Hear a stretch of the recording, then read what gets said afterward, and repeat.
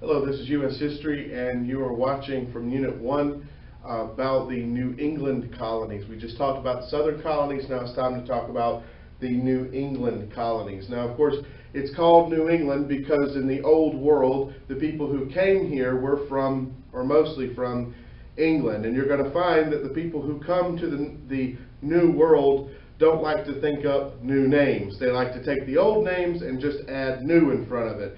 New York, for example, you'll see that that's how things work here in New England. They don't like to come up with new names.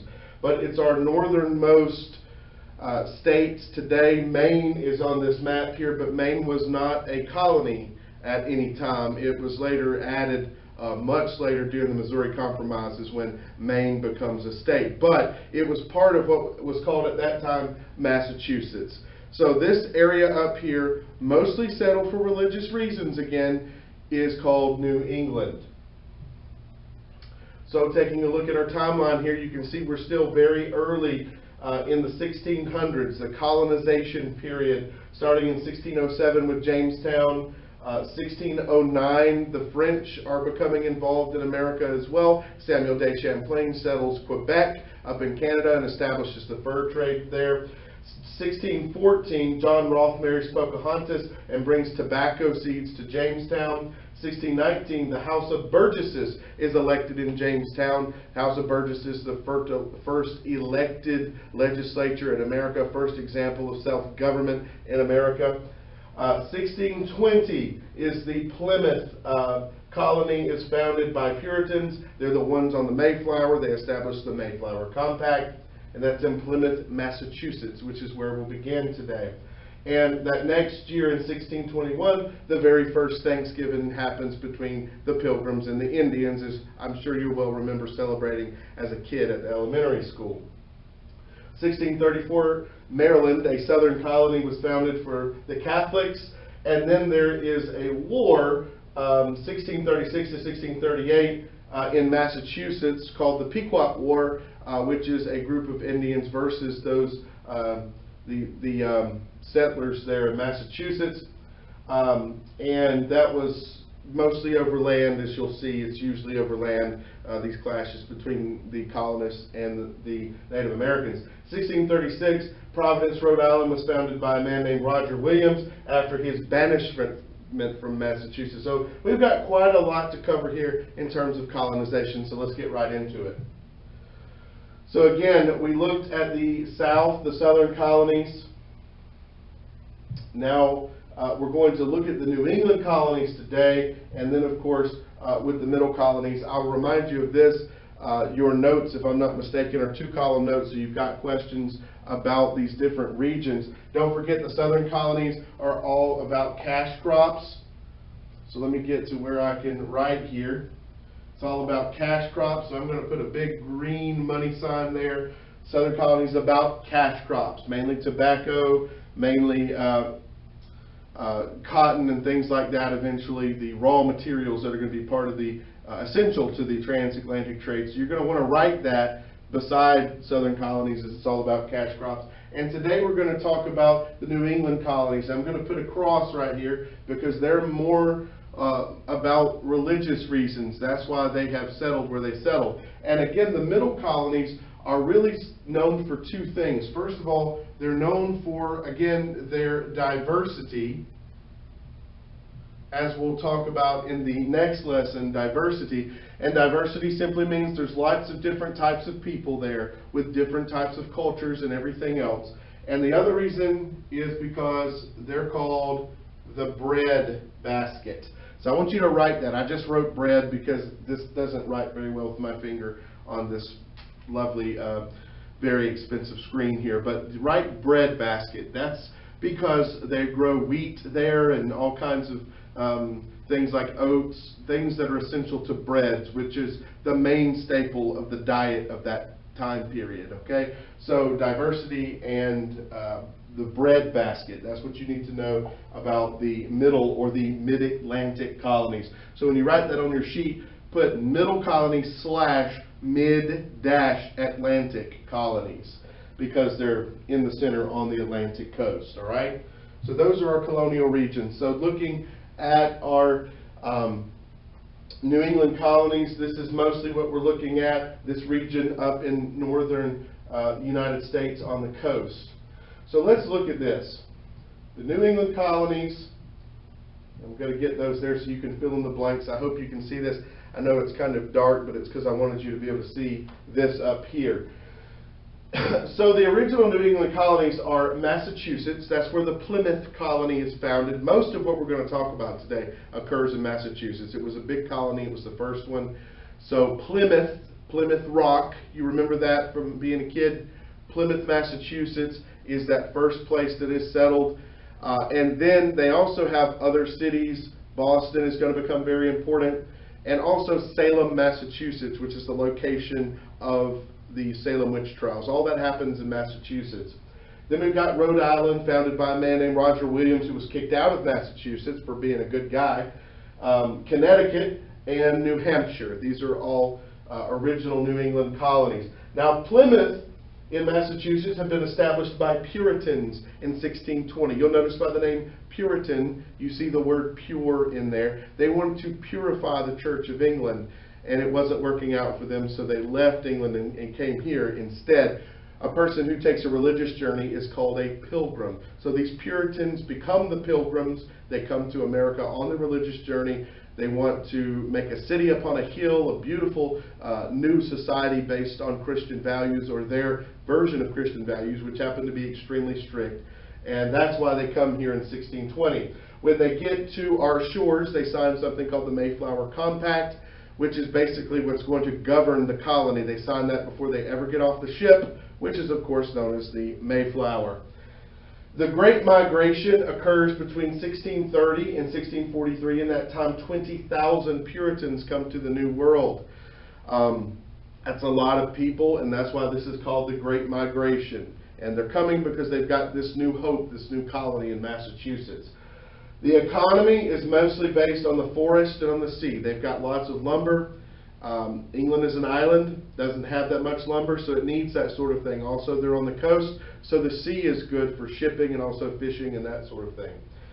Many colonists practice what we call subsistence farming. I've talked about that in previous lessons, where they're growing just enough food for yourself and your family and not really to sell. It's like if you have a garden in your backyard, you're just growing enough for you and your family. That's more like subsistence farming rather than consumer farming, where they're growing cash crops like they're doing in the South with tobacco and later cotton. Okay, so we're looking at the Puritan migration, or the Great Migration. You can see a picture of how they dress, very modestly, not a lot of colors and that sort of thing. Think Amish. So they want to be, the main idea is they really want to be modest, okay? Well, what causes this great Puritan migration, all these folks coming? Well, first of all, they wanted to escape religious intolerance. To be so religiously intolerant themselves, they don't accept people who don't believe what they believe. They weren't accepted in England. So they come for religious freedom to America, even though they don't really extend that privilege to others. Political repression, they were cut out of the government, and dismal economic conditions. At that time, England wasn't doing very good economically, so it was a good time to get out. Puritans wanted to establish a new model society. So these are the push factors that are pushing the Puritans out of England. And what are the effects of this? Those were the causes, the push factors. What affects this? The settlers established the Puritan church in New England. Everything is focused around the church. And they have something called the Puritan work ethic. You might want to jot this out to the side, the Puritan work ethic. Basically, they believe that idle hands are the devil's workshop. So if you're sitting around doing nothing, you're idling, kind of like when you're just sitting in your car not moving, you're idling, you're not doing anything. That's when they believe the devil gets you and you start sinning. So they believe you should be working all the time. Even on Sunday, which is supposed to be a day of rest, if you're not at church and you're not eating, or you're supposed to be, your version of relaxation is supposed to be studying the Bible. Because if you're not, you could fall into sin. So that's what they believe. But since they believe in that, they work very hard. And since they work very hard, you can imagine their economy is pretty good. So that leads to rapid colonial expansion in New England. Their work ethic even attributes to some of their success. And rapid expansion leads to conflicts with Native Americans. How does a good economy lead to conflict? Well, when they have a good economy, the population expands. More people want to live there. People have larger families. The more the population expands, the more land they need. Where do they get that land? From the Native Americans. And that's why that leads to that. And it leads to some of these different conflicts like the Pequot War and then King Philip's War, which we'll talk about momentarily. So you can see here, the Pilgrims created the first governing document of the Plymouth colony, known as the Mayflower Compact, while they were still on the ship in 1620. Okay, so this big circle right here, I wanted to make sure you understand these terms. This big circle represents Puritans. So if this big circle represents everybody who was a Puritan, they would all be in this circle. There are people who wanted to purify the Anglican Church from Catholicism. They believed the Anglican or the English Church had become too Catholic, so they wanted to change some things. But within that group of people who wanted to fix the church, there was another group. So we'll say that they're represented within this circle by this circle. So this is a group within this circle, and they're known as separatists. These people refuse to worship in an Anglican church. Okay? So every separatist is a Puritan, but not every Puritan is a separatist, you see. So they all wanted the church to get fixed, but some of them were so disenfranchised with the church, they wouldn't even set foot inside of one. And inside that group, there was one more smaller group, and these are the Pilgrims. They were a group of separatist Puritans who had just had it, and they want to leave England altogether. Now, a pilgrimage is a religious journey that a person takes. Some people take pilgrimages to Israel and to see the roots of Christianity and Judaism. If you remember in Islam, when you were in world history, Mansa Musa takes a Hajj, which is a pilgrimage. It's just an Arabic word for pilgrimage to the city of Mecca. So you'll remember that. But pilgrims decided to take a spiritual journey to the New World so that they could worship according to their beliefs. So again, this is a small group of a larger group called Puritans. So that way, if you're getting confused about what Puritans and Pilgrims are, they're the same thing, except that this was a group that got tired of trying to fix the church. They had separated themselves from the church as separatists, but then they said, I can't handle it anymore, so they just left England altogether. Okay, this man here is King Philip. You look at him and say, well, he looks like a Native American. Why would he have a name like King Philip? Well, he was born with the name Metacomet. M-E-T-A-C-O-M-E-T. Metacomet was a local Indian chief for the Wampanoag Indians of Massachusetts. So we're still talking about Massachusetts here. And he was trying to be diplomatic and work with the Puritans there in Massachusetts.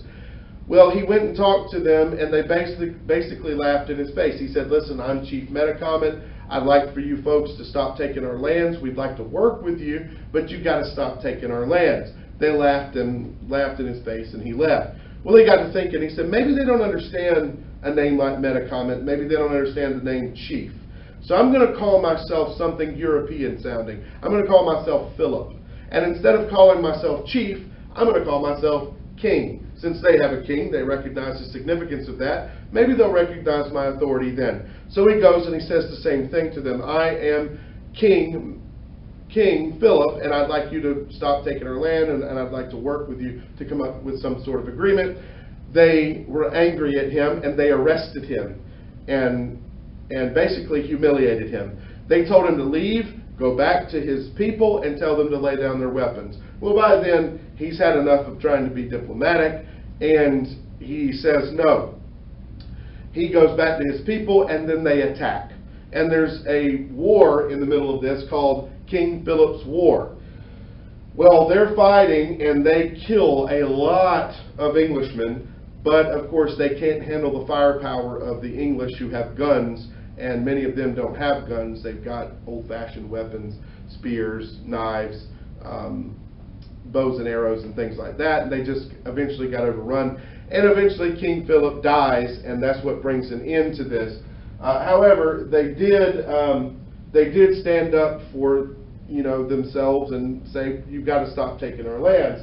And they did put a hurting on the British in this fight on the colonists. They killed quite a few. So breaking it down for you, this is a battle between the colonists and the Indians. And to defend the frontier against these Indians, Massachusetts drafted all men between the ages of 16 and 60. So all of those men had to serve between 16 and 60. Remember, the population wasn't as large as it is now, so every man counted. And if you refused to serve, they threatened you with death. They would call you a traitor, and they would kill you if you refused to serve. The Indians received help from nobody. The French wouldn't help them, nor another nearby Indian tribes called the Iroquois. They wouldn't help as well. And Philip gets killed in 1676, and that, like I said, brings an end to the war. But they did some damage. The Indians burned down 13 frontier villages, completely destroyed them, and killed 500 men. Now you got to understand, that's about 1/10 of the Massachusetts male population at that time. So that means if you knew 10 guys, at least one of them got killed. Okay, if you knew 100 guys, at least 10 got killed. So that's a whole lot of people in that small population to die in this one particular war. And that was killed or captured, by the way. So let's talk about Roger Williams and how he established Rhode Island. I like to tell you to say the triple R's. Roger Williams founded Rhode Island for religious reasons, which that's kind of like 4 R's. But anyhow, why did he do it? Well, he was an English theologian or a preacher, and he lived in Massachusetts, and they didn't really like his beliefs. He wanted a separation of church and state. Now, separation of church and state simply means that you don't have an official religion there in whatever your country is. In America, we don't have an official religion. A lot of people are Christians, some people are Muslims, some people are Jews, but we don't have an official religion that you force people to participate in. Not the Jewish people, but the Jewish people began moving in during this time as well. The Puritans were forcing people to be Christian. Forcing, okay? And he didn't like that. If you were Jewish, like I said before, he wanted you to be able to be Jewish. If you weren't anything at all, he wanted you to be nothing at all. And because of that, he gets exiled or kicked out of Massachusetts because of his what they called diverse, new, and dangerous opinions. That's not really dangerous. It was just the way we think even today. He was way ahead of his time. And also, he wanted to treat the Native Americans nicely. They couldn't handle that in Massachusetts either. So his punishment is to get kicked out of Massachusetts. So he leaves Massachusetts and he starts his own colony, Rhode Island. When he gets there, he founds the town within the colony of Rhode Island. There's the town of Providence, Rhode Island, and he starts the First Baptist Church in America in Providence, Rhode Island. Now, you've probably heard of First Baptist Church of this town or that town. That's not what we mean. This was actually the first Baptist church to ever be built in America, and it was built in Providence, Rhode Island by Roger Williams. Now, people were getting sick of the way that the Puritans were conducting themselves with regard to religion, their dryness, the church wasn't interesting, they were mean to people that they didn't agree with or like. You went to church and the women sat on one side and the men sat on the other side, and it just wasn't very interesting at all. So a lot of people began to fall away from religion and they stopped going to church. To remedy that, you've got to remember, if people don't show up to church, then people don't pay their tithes. So in other words, they don't put money in the offering plate when it comes around. If they're not there, they can't give their money, right? So to make sure they were still going to get money, the Puritan church came up with a scheme. They said, you know what, we're going to call up the kids of the members that have quit coming to church and say, guess what, guys? You are halfway members. That means you can't you can do certain things, you can come into church and pay your tithes, but you can't participate in the Lord's Supper, and you can't do this, you can't vote, you can't do that. You get certain rights, but you're not a full member, you're a half member. So this is called the halfway covenant. So basically, to be a half member, you had to be the child of a member. Okay, so they thought that they would get a bunch of people coming to church doing that so they could get money from the people. Well, it didn't work like they'd hoped, so then they said, well, let's extend it to grandchildren. So if you were the grandchild of a member, then you were a halfway member, and they thought that it would make you feel all special inside to be a halfway member, and maybe you'd pay your tithes and come to church. But people saw right through this, and this was the kind of thing that forced even more people to not want to come to church. So that's the halfway covenant, and it provoked controversy, and it never was really adopted by all the churches. But the few that did, it made a lot of people angry, and I think you can see why. Cover your ears. The Salem witch trial, the Salem witch trials took place in Salem, Massachusetts, and it's a series of court trials to prosecute people who were accused of witchcraft in Massachusetts between 1692 and 1693.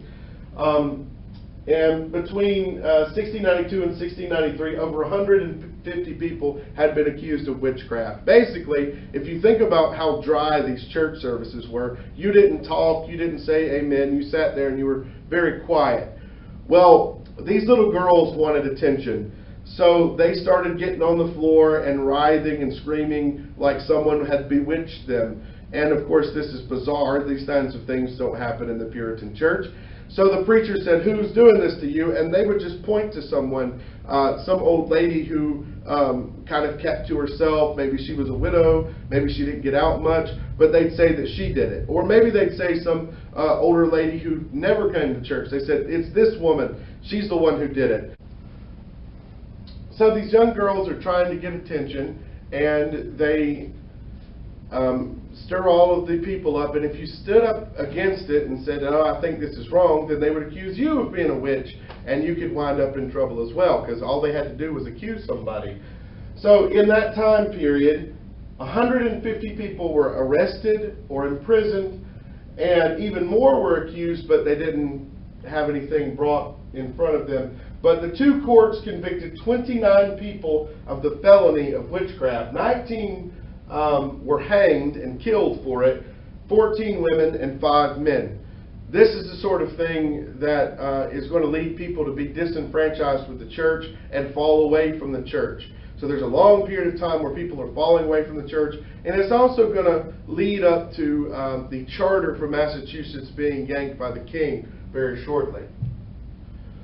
And that's what we're talking about on this slide, is the loss of the Massachusetts charter. Now remember, a charter is official permission from the king for you to rule on his behalf. Now if he ever gets tired of the way you're doing things, he can take your charter and he can appoint his own royal governor, which is exactly what he did in Massachusetts. There were a lot of reasons for him doing that.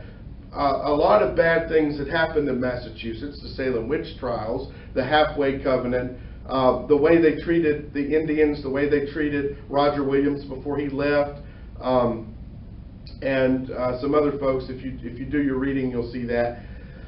But the primary reason was economic.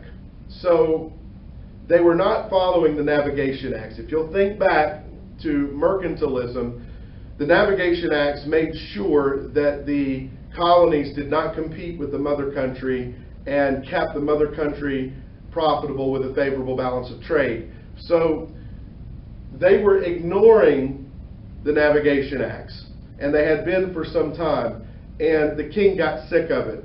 He knew that people were smuggling stuff in. He knew that they were trading with other countries and they were not supposed to, and he got tired of it. So he takes their charter in 1684, and at the time the king's name is King Charles II.